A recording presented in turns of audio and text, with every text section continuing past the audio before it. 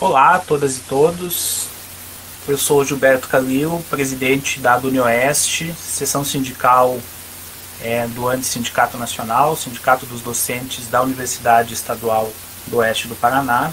e estou gravando esse vídeo para explicitar a posição que foi aprovada na Assembleia Docente da Dunioeste no dia 11 de outubro, portanto, posição tirada em Assembleia da categoria docente no âmbito do seu sindicato. Antes disso, acho que é importante explicitar, nós somos uma seção sindical vinculada ao Antissindicato Nacional, tanto nós na Dunioeste quanto o Andes, já no ano de 2021, definimos uma posição, o Andes, tanto o Andes quanto a Dunioeste, uma posição de defesa do fora Bolsonaro, de entendimento de que o presidente da República deveria ser responsabilizado por crimes de responsabilidade e, portanto, afastado. Isso não se deu naquele momento e no Congresso Nacional do Andes que nós tivemos em fevereiro deste ano, esta posição foi atualizada incorporando a necessidade de luta eleitoral, para uma palavra de ordem de derrotar o Bolsonaro nas urnas e nas ruas. E esta posição tornou-se a posição do nosso Sindicato Nacional. Isto não implicou no primeiro turno em indicação de voto em nenhuma candidatura, como aliás nos seus 41 anos de história nunca o Andes assumiu a defesa de uma candidatura em particular, por uma concepção sindical de não partidarização, de independência em relação a partidos, governos e reitorias, que permeou toda a história do Antissindicato Nacional. Portanto, da nossa concepção sindical não ter um posicionamento de defesa de uma candidatura em particular. No entanto, a eleição de 2022 não é uma eleição normal, portanto aquilo que a gente sempre fez se mostra insuficiente e se justifica uma mudança extraordinária de posição, ou seja, a recomendação do voto, a indicação do voto em uma candidatura que é a única que em uma eleição de segundo turno torna possível derrotar Jair Bolsonaro. Por que esta não é uma eleição normal, e essa é a questão fundamental que se coloca? Porque esta é uma eleição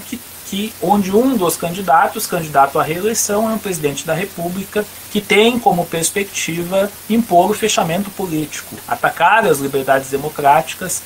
impor uma ruptura institucional, e isto é absolutamente claro nas suas ações, inclusive nos seus discursos, como por exemplo o discurso no 7 de setembro de 2021, que talvez fosse o momento em que isso foi colocado de maneira mais explícita. Portanto, nós não podemos entender como uma eleição normal uma eleição cujo resultado poderia implicar na consolidação de um processo de fechamento político. A nossa Assembleia se realizou então no dia 11 de outubro, e nessa Assembleia, após uma bela discussão, uma longa, uma exaustiva discussão, se deliberou por unanimidade por assumir a posição indicada pelo Antissindicato Nacional, votar em Lula para derrotar Bolsonaro. Além disso, se indicou duas outras complementações. A primeira delas, a elaboração de uma carta aberta à comunidade universitária que trouxesse o esclarecimento sobre o posicionamento assumido em relação à eleição presidencial, e o segundo, a produção de vídeos como esse, onde isto fosse explicitado também neste formato audiovisual. A carta aberta foi produzida, foi distribuída à comunidade universitária na última segunda-feira à noite, na terça-feira de manhã. Ela elenca as razões e explica o posicionamento que foi assumido. Infelizmente, nós tivemos da parte da Justiça Eleitoral o entendimento de que isso era um material de campanha, o que efetivamente ele não é um documento sindical, é um documento de explicitação de uma posição sindical, e a Justiça Eleitoral determinou a interrupção da distribuição desse material, o que foi acatado, mas com o que objetivamente não concordamos, nem entendemos que é um equívoco. De qualquer forma, a carta está publicizada no Facebook da Dunioeste, nas nossas redes, e pode-se ter acesso a este conteúdo também dessa forma.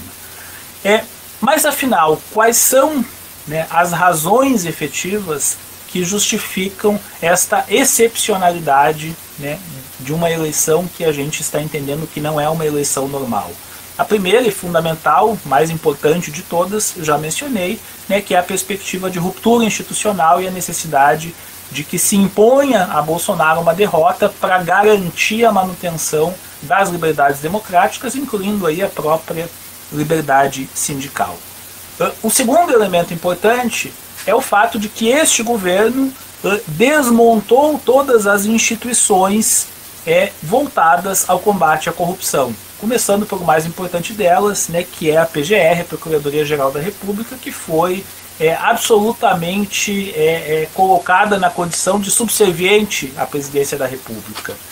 Da mesma forma, a Polícia Federal sofreu inúmeras intervenções para que não investigasse aquilo que não era do interesse do presidente e de sua família. O desrespeito ao Poder Judiciário, então são inúmeras as demonstrações de desmonte das instituições que são as únicas que podem minimizar os efeitos da corrupção em um país onde ela é endêmica, onde ela atravessa todos os governos, onde ela se consolidou na ditadura militar e desde então, por um conjunto, né, de fatores, sempre se fez presente.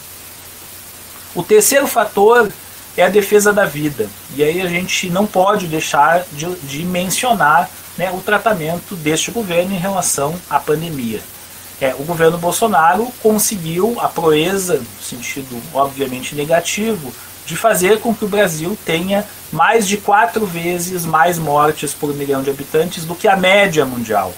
Se nós fôssemos apenas médios, se nós não fôssemos bons, mas estivéssemos apenas na média, né, fazendo o mínimo do mínimo, nós teríamos 510 mil mortes a menos do que nós tivemos nos números oficiais. Então, essa é a conta mais básica que mostra o efeito combinado de todas as políticas defendidas por este governo. Da minimização da pandemia, da estratégia de imunidade coletiva, da desqualificação do uso da máscara, do estímulo às aglomerações, da promoção de desinformação, da invenção do kit cloroquina, suposto tratamento precoce, passando pelo atraso na compra das vacinas, o que envolve também o processo da corrupção, e finalmente pela desmotivação ao processo de vacinação. O quarto fator que tem relação com esse é o fato, a defesa, a necessidade de defender a ciência contra o negacionismo, que é um dos elementos centrais do bolsonarismo na sua proliferação de fake news, de desinformações, de desqualificação da lógica do conhecimento e da ciência. É um governo que desmontou as agências, né, de promoção científica, de financiamento. É um governo que nas suas mais diferentes intervenções ataca, desqualifica, né, o seu tratamento à Fiocruz, por exemplo, é um exemplo muito claro disso. O quinto ponto, são 7 elementos que foram elencados pelos docentes da UniOeste. O quinto ponto é a necessidade de defender as universidades públicas. Neste momento, 23 universidades e institutos federais de educação se encontram sob intervenção, ou seja, têm como reitores indivíduos que não foram eleitos para serem reitores. Se colocam como prepostos autoritários, né, do poder federal, do governo Bolsonaro, portanto, desconstitui as regras mínimas de convivência democrática, de democracia, de autonomia no interior das universidades. Universidades que sofrem com desfinanciamento, com a redução de custeio, com a redução de pessoal, né, com não reajuste das bolsas de pesquisa, etc, etc. O sexto fator, análogo à questão das universidades, remete ao conjunto dos serviços públicos. É um governo que tem como intenção desmontar os serviços públicos. Isso se expressa no seu tratamento em relação ao Ministério da Saúde, ao Sistema Único de Saúde como um todo, a militarização do Ministério da Saúde, e é um objetivo que se expressa sobretudo no projeto de emenda constitucional da reforma administrativa, né, da desconstrução das condições básicas fundamentais de garantia, né, do serviço público, né, do exercício da função no serviço público. E por último, mas não menos importante, a necessidade, né, de afirmar que o ódio não pode ser um instrumento de luta política, que as fake news não podem ser a forma de promoção